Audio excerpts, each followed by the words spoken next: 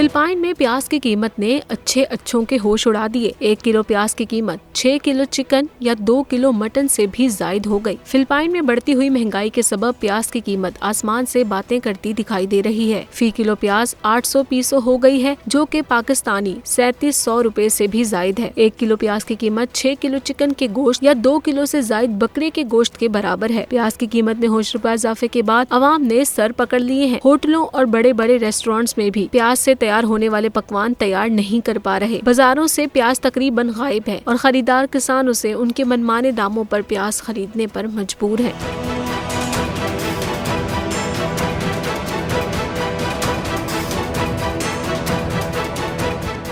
Imported हुकूमत और उनकी हवारियों की अदलिया के खिलाफ हर्जा सराई। मरियम नवाज की अदलिया और फाजिल जज साहिबान पर शदीद तनकीद। इस घिनौनी साजिश को बेनकाब करने पर बोल को एक दफा फिर नशरियात की बंदिश का सामना करना पड़ रहा है। बोल अदलिया की इज्जत के लिए खड़ा है और खड़ा रहेगा। सब्सक्राइब करें और बेल दबाएं ताकि कोई खबर रह न जाए।